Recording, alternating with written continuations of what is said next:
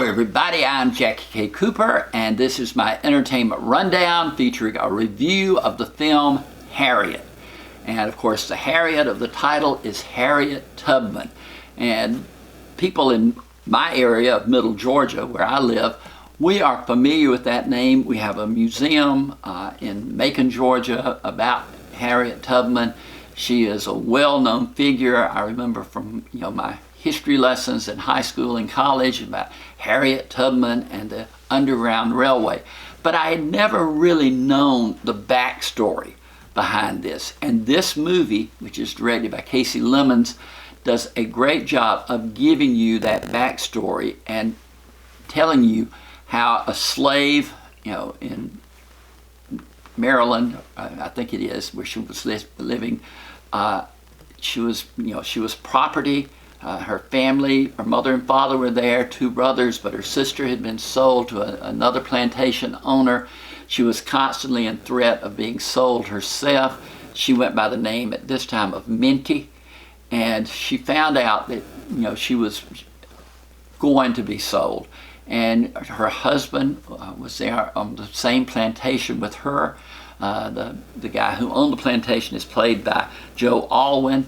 And his mother, who is the mistress of the plantation, is played by, of all people, Jennifer Nettles.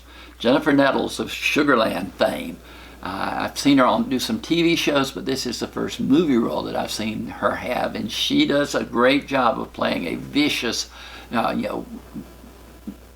malignant plantation owner, where she doesn't care about the property, as she calls them.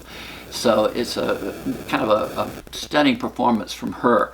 But Cynthia Erivo plays Harriet, and she just does a fantastic job. I've seen her in several movies. I think she was a Tony Award winner when she was on Broadway in the musical version of The Color Purple. And in this film, she sings. That's one way she communicates with other slaves, is through her songs. And you get to hear that tremendous voice that she has. And also this film focuses on the spiritual part of Harriet Tubman. And it tells you how she got the name Harriet Tubman, because she went as a slave by the name of Minty. But you get that, but you find out about her relationship with God and how she feels that God leads her to escape and make it to freedom in Philadelphia. And then once there, she feels compelled by God to go back and lead others to freedom. And that is not an easy trip at all to take. One thing about this movie is it could have focused so much on the horrendous actions, of slavery. The brutality, the non-humanization of people through slavery, but it doesn't do that. You see the results of slavery in some aspects because you see the scars on people's backs, etc. But it doesn't show the acts that cause those scars. And you get the overall, sense of dread of, being there, being under the weight of having somebody own another person.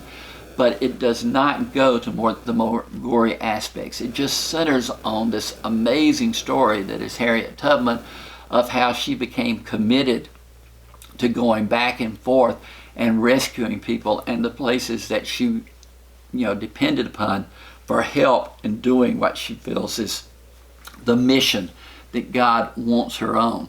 One thing I did notice in the film, this is picky of me, but these people lived in days when there probably no dental hygiene of any kind, especially among the slaves, and they all have perfect teeth.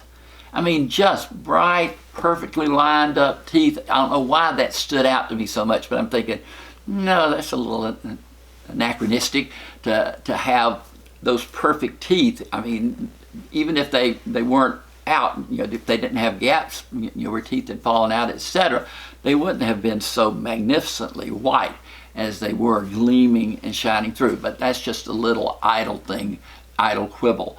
This movie serves its point by getting this story of Harriet Tubman out there and showing the heroics that she underwent to rescue people from slavery. It's got a fantastic cast.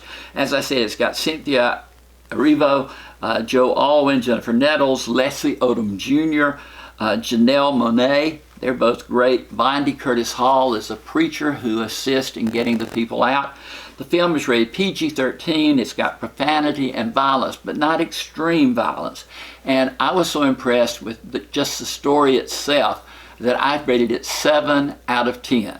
And I think that if you want to know the story of Harriet Tubman, this is a way to get enlightened. So 7 out of 10. It's a couple of notches above average. So seek it out and see it. But meanwhile, reach down there, punch that subscriber button. We want you as a subscriber for all of our reviews that we post on YouTube. But for today, my entertainment rundown has been a review of the film Harriet.